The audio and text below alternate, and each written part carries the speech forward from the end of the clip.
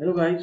तो इस वीडियो में हम कुछ अलग प्रकार का एनालिसिस करने वाले हैं, जिसमें कि हम बात करेंगे कि बैंक निफ्टी जो है बैंकों का मेजॉरिटी इंडेक्स है और हाईली इंस्ट्रूमेंट कह सकते हैं पर इंडेक्स है इंडिया में। तो उसने 2023 में किस प्रकार से मूवमेंट किया है। अब क्या होता है, इसमें होता क्या है कि 300 पॉइंट का मूवमेंट करना होता है या फिर 500 या 700 पॉइंट का कभी कभी। उस केस में वो रीजन आ जाता है, टेक्निकली रीजन के कारण आ सकता है, भाई चार्ट पैटर्न हो गया या कोई ब्रेकआउट हो गया, तो कोई कैंडलस्टिक है उसके कारण से आ सकता है। लेकिन अगर आपको 2000 पॉइंट का मूवमेंट करना है, 3000 पॉइंट का मूवमेंट करना है या फिर 5000 पॉइंट का मूवमेंट करना है, तो उसके लिए आपको स्पेसिफिक रीजन चाहिए होते हैं। और जो 2023 में वो रीजन क्या थे उसके बारे में अपन बात करेंगे, किस प्रकार से उसमें मूवमेंट आया था। तो बहुत ज़्यादा इंटरेस्टिंग वीडियो होने वाली है और काफ़ी खासा अच्छा खासा एजुकेशन इसमें आपको लर्न करने को मिलेगा। तो बात करते हैं इसके बारे में। अब जो ये वर्टिकल लाइन आप देख रहे होंगे, ये 30 दिसंबर की है, तो मतलब कि स्टार्टिंग डेट है। तो उससे पहले अगर थोड़ा सा ओवरव्यू देखें तो अक्टूबर से लगाकर दिसंबर तक बैंकिंग मतलब निफ्टी बैंक के अच्छा खासा मूवमेंट अपसाइड आया था। रीजन ये था क्योंकि बैंकिंग स्टॉक्स सारे के सारे बहुत ज़्यादा लोअर लेवल पे थे, फीड की इंटरेस्ट रेट और बाकी ग्लोबल सेंटीमेंट के रीजन से। तो थोड़े बहुत ऊपर आए थे, उसके बाद में अच्छा खासा मतलब कंसोलिडेशन हो रहा था। तो कंसोलिडेशन होने के बाद में जो फर्स्ट मेजर जो मूवमेंट आता है वो आता है आपके 24 जनवरी को। जो हिडनबर्ग है वो एलिगेशन लगाता है अडानी की कंपनियों पे, मतलब पूरे के पूरे ग्रुप ए की। जो अडानी है वो अपनी खुद की कंपनियां, सेल कंपनी जिसे बोलते हैं, वो बनाकर अलग अलग देशों में वो पैसे डाल रहा है अपनी कंपनियों में, जिससे कि उसके स्टॉक प्राइस बढ़ सके। तो ये अच्छे खासे एलिगेशन थे, उसमें उसने डिटेल एक्सप्लेनेशन भी किया था कि किस प्रकार से कर रहा था। ये एक पूरे ये एक बहुत ज़्यादा वेरी सेंटिमेंट था पैदा करता है, बिकॉज अडानी की जो कंपनियां हैं वो उनका काम जो है अच्छा खासा एक्सपोजर पे है। मतलब कि वो जो बैंक्स हैं, जो बड़ी लीडिंग बैंक है जैसे कि एसबीआई है, वहाँ से वो पैसा उठाते हैं, फिर वो अपने प्रोजेक्ट में या फिर जो भी कंपनी के एक्विजिशन है उसमें लगाते हैं और फिर वो बढ़ रहा था। तो इसमें नो डाउट रेवेन्यू भी कर रहे थे, प्रॉफिट भी कर रहे थे, वो भी ग्रो होता था, लेकिन उनका डेट भी बढ़ रहा था। ये एक पब्लिकली बात थी। लेकिन उसके बाद में जो हिंडनबर्ग की रिपोर्ट आई थी उसको लेके थोड़ा बहुत कंसर्न था, क्योंकि एडानी के जो सारे के सारे स्टॉक्स है बहुत ज़्यादा तेजी से ग्रो भी हो रहे थे। अब उसके बाद में एक अच्छा खासा बेयर सेंटीमेंट आता है। अब एक और मैं अपना यहाँ पर ओपिनियन देना चाहता हूँ। मैं हाइपोथेटिकली एग्जांपल लेता हूँ रिलायंस का। अब लेट्स से रिलायंस, ऐसा हो तो नहीं सकता, लेकिन रिलायंस के केस में अगर यही एलिगेशन जो हिंडनबर्ग की रिपोर्ट है रिलायंस के केस में आती, तो बैंक निफ्टी मेरे हिसाब से इतनी ज़्यादा फॉल नहीं करने वाली थी, या फिर इतना ज़्यादा बेयर सेंटीमेंट नहीं आया होता। ठीक है, थोड़ा बहुत फॉल आ सकता है, लेकिन इतना ज़्यादा ड्रास्टिकली फॉल, क्योंकि ये जो फॉल है बैंक निफ्टी को ऊपर आने नहीं दे रहा था। दो एक दो महीने तक कंटिन्यूसली ये फॉल आ रहा था। जब भी बाजार ऊपर आता था वापस नीचे जाता था। जब भी मतलब ऐसे कोई न्यूज़ वापस और आती कि भाई और भी कोई कंपनियां बोल रही है कि हम इसको लेके चिंतित हैं, जो भी कंसर्न है, तो उसके कारण फॉल नहीं चला था। लेकिन अगर रिलायंस होती, रिलायंस जो कंपनी है वो हमेशा प्रॉफिट पे रन करती है, मतलब अपने रिजल्ट जो है उसी पे ही रन कर रही है, उनके पास बैंकों का इतना ज़्यादा एक्सपोजर नहीं है। तो ये एक बहुत ज़्यादा अच्छा पैरामीटर है फॉर द कंपनी। वही अडानी है जो बहुत ज़्यादा लोन लेके काम कर रहा था, तो इसके कारण ये एक फैक्टर था जिसके कारण बैंक निफ्टी को इतनी वीक हो गई। अब यहाँ पर देखोगे कि नेक्स्ट जो इसका इवेंट आया था अपने, वो आया था 1 फरवरी को। इस दिन क्या हुआ था कि बजट आया था। बजट के कारण एक गवर्नमेंट ने, इंडियन गवर्नमेंट ने अच्छा खासा बजट दिया था, ये इन्वेस्टरों का कहना था। उसके बाद में एक अच्छा राइज भी आता है, 1000 पॉइंट 1200 पॉइंट आई थिंक ऐसा आया था।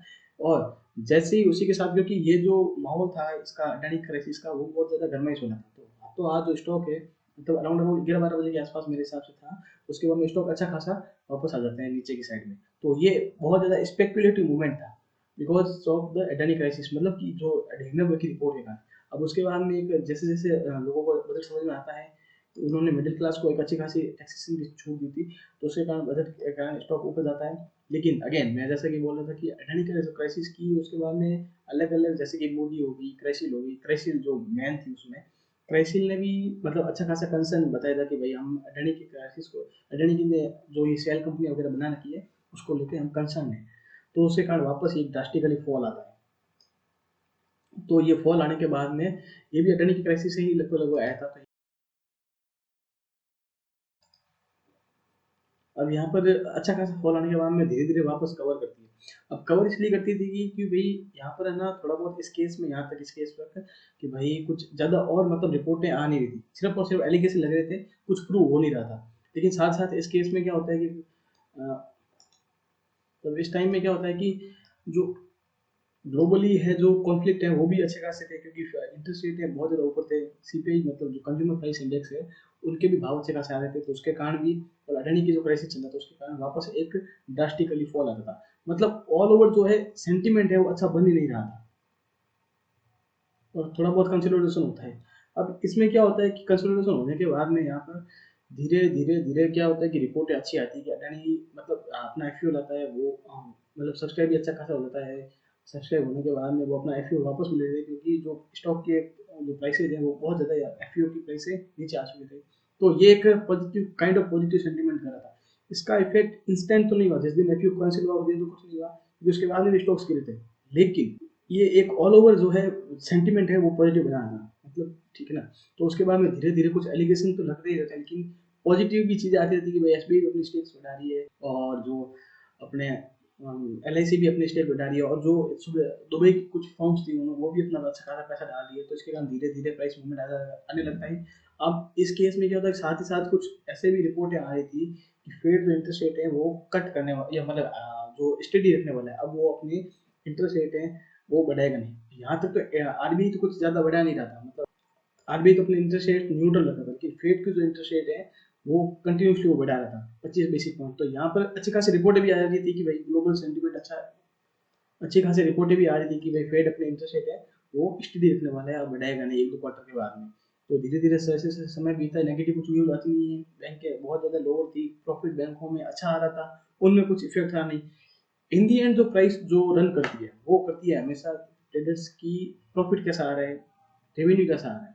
अगर वहाँ इफेक्ट हो रहा है, रूमर्स तो क्या है कि 2 दिन चलते हैं, 4 दिन चलते हैं, 6 दिन चलते हैं, इससे ज़्यादा कुछ टाइम नहीं चलता है, या फिर आपके 1-2 महीने चलेंगे, ज़्यादा कुछ चलेगा नहीं।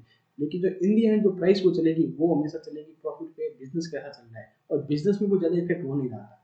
ओके, एलिगेशन जरूर लग रहे थे अडानी पे, लेकिन वो धीरे धीरे सॉल्व भी हो रहे थे। यहाँ पर अच्छा खासा मूवमेंट आने के बाद में प्राइस जो है वो एक नया हाई बनाती है, मतलब कि जो ये हाई है वो दिसंबर हाई के आसपास आ रहा था।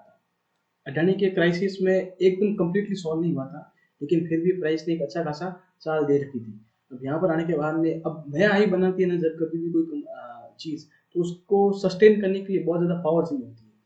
यहाँ तक स्टडी इस रेट तो आ रही थी, ये पॉजिटिव सेंटीमेंट था, और नेगेटिव कुछ आ नहीं था, एलिगेशन तो ठीक है चल रही थी, लेकिन कुछ प्रूव हो नहीं रहा था। तो उसके बाद में क्या होता है, थोड़ा बहुत कंसिडरेशन होता है। अब डेट आती है कौन सी, 14 जून। 14 जून के दिन क्या होता है कि इसमें जो फेड है, अमेरिकन रिजर्व बैंक है, वो अपनी रेपो रेट है उसको स्टडी रखती है। ये फर्स्ट टाइम था, और इसको बाजार ने बहुत ज़्यादा अच्छे से लिया था। अब इंस्टेंट इसका मूवमेंट नहीं आया, क्योंकि अब जो फर्स्ट टाइम इसने फेड ने इंटरेस्ट रेट है जो स्टील रखा था, ये काफ़ी 1-1.5 साल से कंटिन्यूसली जो इंटरेस्ट रेट है वो बढ़ा रहे थे, लेकिन ये फर्स्ट टाइम था 14 जून को जब उन्होंने अपना इंटरेस्ट रेट है वो स्टडी रखा, और ये एक अच्छा खासा मेजर इवेंट था।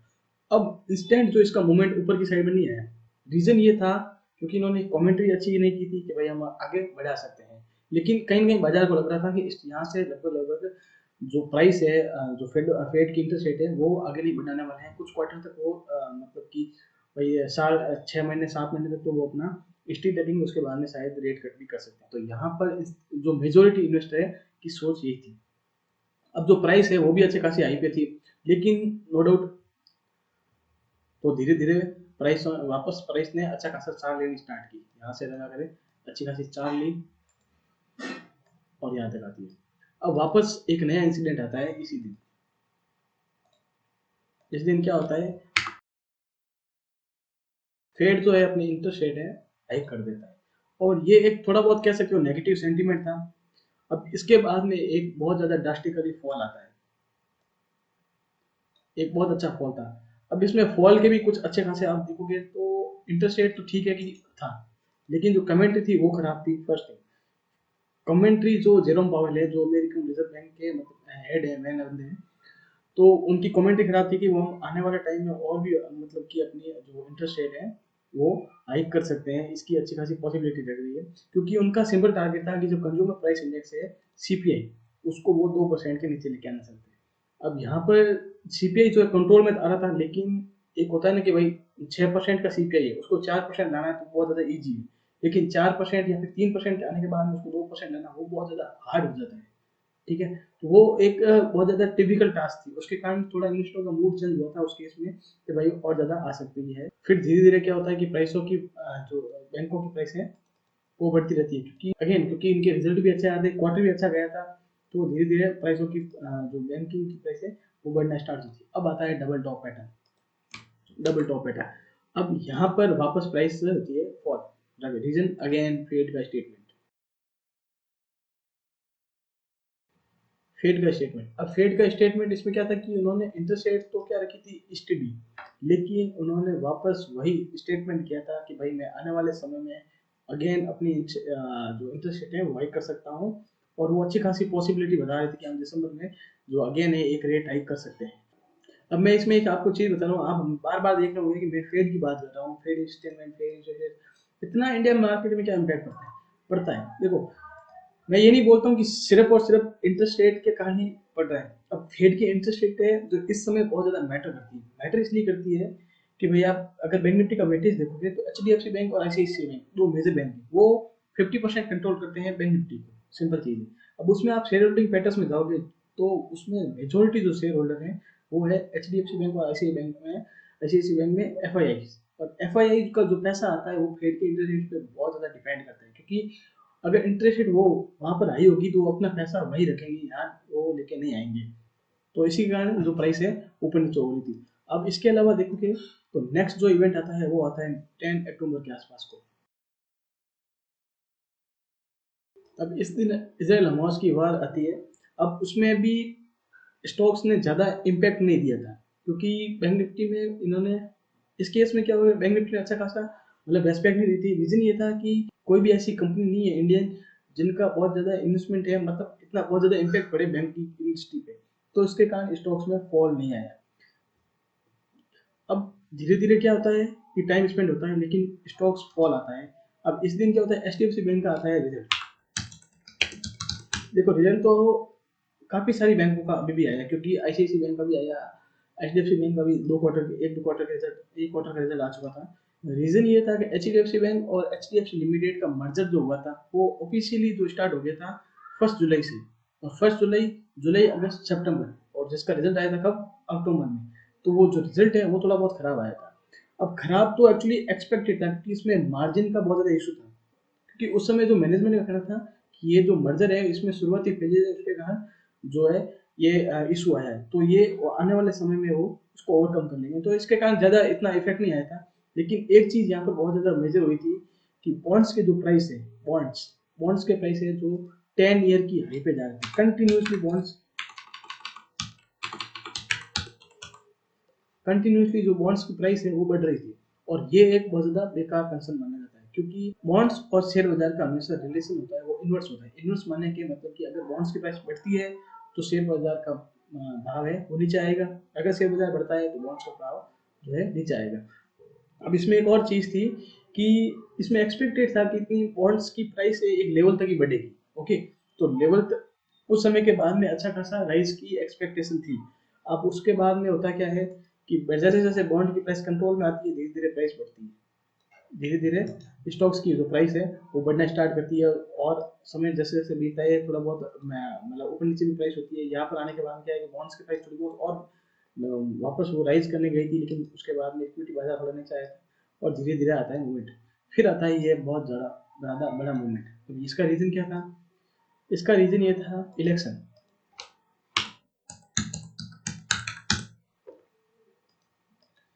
इलेक्शन, इसमें 3 स्टेट के इलेक्शन थे जिनके आए थे रिजल्ट। रिजल्ट जैसे कि अपने राजस्थान, मध्य प्रदेश और छत्तीसगढ़, इनके 3 के इलेक्शन थे, और अच्छी खासी मेजोरिटी आई थी अपने बीजेपी की।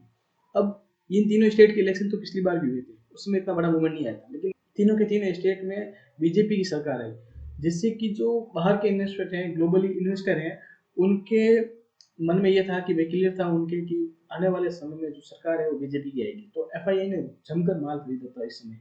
यहाँ तक कि केस में जो बॉन्ड्स की जो प्राइस है वो भी काफी ज्यादा कंट्रोल में आ चुकी थी, जो एवरेज भाव होने चाहिए थे वो भाव थे, तो उसके कारण बाजार बढ़ता गया बढ़ता गया बढ़ता गया, अच्छा खासा बढ़ा। अब मेजर मूवमेंट आता है इस दिन। अब इस दिन का जो रीजन था against 17 Jan, H D F C bank का रिजल्ट आता है। रिजल्ट आने के कारण बैंक निफ्टी में बहुत ज़्यादा फॉल आता है, क्योंकि 8 साढ़े 8% उस समय एचडीएफसी बैंक का एडीआर है टूटा हुआ था।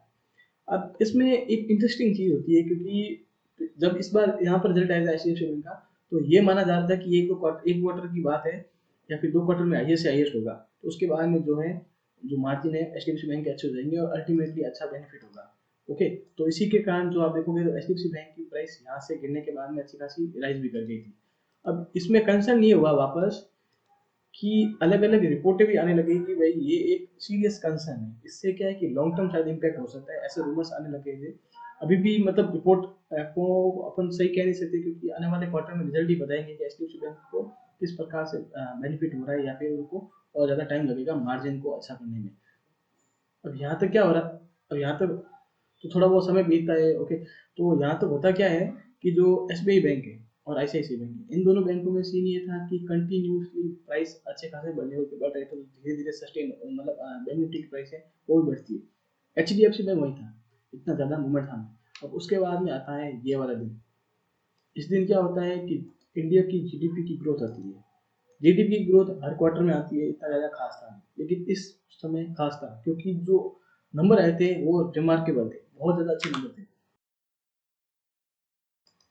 बहुत ज़्यादा अच्छे नंबर थे। तो इसको पूरे बाजार ने बहुत ज़्यादा पॉजिटिव लिया और अच्छे खासे प्राइस में बढ़ोतरी आई।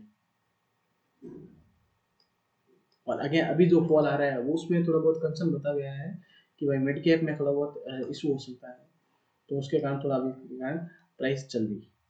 तो ये पूरे 2023 के बैंक निफ्टी का एनालिसिस था। अब इसमें गाइस देखिए अपन कंक्लूजन क्या अपन सोच सकते हैं, तो इसमें आप देखोगे कि जो ग्लोबल इकोनॉमी किस प्रकार से रन करती है या फिर जो अमेरिकन बैंक्स है वो किस प्रकार से रन करती है, वो बहुत ज़्यादा इंपॉर्टेंट है। अब मैं आपको ये बताना चाहता हूँ कि आने वाले समय में भी जो फेड की इंटरेस्ट रेट पे क्या मूवमेंट होता है ये बहुत ज़्यादा इंपॉर्टेंट होगा, क्योंकि फेड की इंटरेस्ट रेट बोलती क्या है। क्योंकि जो राइट नाउ है इंटरेस्ट रेट जो है इंडिया में भी बहुत ज़्यादा हाई है और अमेरिका में भी इंटरेस्ट रेट है बहुत ज़्यादा हाई पे है। अगर जब ये जो इंडियन बैंक है या फिर आप कह रहे हो अमेरिकन बैंक है, जब रेट कट करेंगे तो ये बाजार में बहुत ज़्यादा पॉजिटिवली लिया जाएगा, और जब स्टार्ट होगी रेट कटिंग तो उस केस में हम मान सकते हैं कि अच्छा खासा राइज भी आ सकता है। ये मेरा ओपिनियन है, तो मैं उस केस में अच्छा खासा राइज मानता हूँ। तो ये मेरा एनालिसिस था रिगार्डिंग द बैंक निफ्टी। अगर आपको इसी प्रकार का एनालिसिस किसी स्टॉक स्पेसिफिक या फिर किसी इंडेक्स स्पेसिफिक चाहिए तो please do comment in the comment section. और अगर आपको वीडियो पसंद आए तो hit the like button and subscribe my channel. Have a great day.